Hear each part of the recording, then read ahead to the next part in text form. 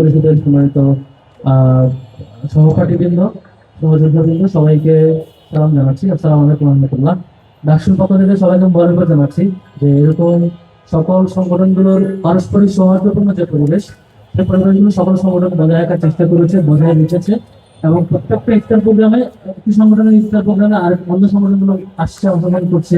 একটা ভালো ডেমোক্রেটিক পরিবেশ আমরা ক্যাম্পাসে লক্ষ্য করছি, যেখানে ঢাকা বিশ্ববিদ্যালয়কে পুরো বাংলাদেশ ফলো করে। আজকে জুলাই গণ অভ্যুত্থান পরবর্তী সময়ে দাঁড়িয়ে আমরা যখন দেখি যে এক একদিন এক একটা ছাত্র সংগঠনের ইফতার থাকে, সেই ইফতারে অন্য ছাত্র সংগঠনের প্রত্যেকে আসে, সংহতি জানাই।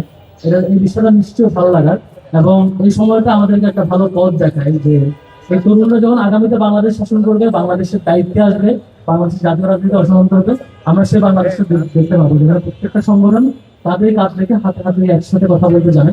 আবার যেখানে দ্বিমত পোষণ করতে হয় সেখানে দ্বিমত পোষণ করতে পারে। আমি উপস্থিত সকল ছাত্রছাত্রীদের মধ্যে বিভিন্ন অনুরোধ রাখবো, রাষ্ট্র জায়গা থেকে আমরা যখন কোনো ভুল করব, যখন ভুল পথে পা বাড়াবো কিংবা সঠিক সিদ্ধান্ত নিতে গরিমসি করবো, আমাদেরকে থামাই দিবেন, আমাদের ভুল শুধরে দিবেন, আমাদেরকে থামাবেন, আমাদের বিরুদ্ধে প্রতিবাদ করবেন। আর যেখানে ভালো কাজ করবো, সঠিক সিদ্ধান্ত নিয়ে সেখানে সহযোগিতা করবেন। আমরা আসলে এই লড়াইয়ে এই পর্যন্ত যে সময় কেটেছে সেটা আরো চেষ্টা করেছি শিক্ষার্থীদের কল্যাণের জন্য, শিক্ষার্থীদের প্রতিনিধি হিসাবে যেখানে যেখানে ভয় শেষ করা কিংবা যেখানে যেখানে শিক্ষার্থীর অধিকার প্রতিষ্ঠা করার কাজ করা দরকার, আমাদের চেষ্টার সর্বোচ্চ সক্ষমতা দিয়ে আমরা চেষ্টা করেছি। আর সামনে যে সময় থাকবে সেই সময়েও আপনাদের বিরোধিতা, আপনাদের সমর্থন, আপনাদের পর্যালোচনা, আপনাদের প্রশ্ন কিংবা আপনাদের সহযোগিতা সবটাই আমাদের খতনে হবে।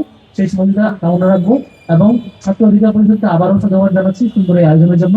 সামনে আয়োজন জারি রাখবে এবং শিক্ষার্থীদের কল্যাণে বিগত দিনে যেমন ভয়েস রেজ তাদের নিয়মিত পথ চলা ছিল, নিয়মিত কর্মসূচি ছিল, শিক্ষার্থীদের কল্যাণে আগামী দিনও তাদের সেই শক্ত ভয়েস থাকবে, সেই আশাবাদ ব্যক্ত হচ্ছে। আসসালামু আলাইকুম রহমতুল্লাহ।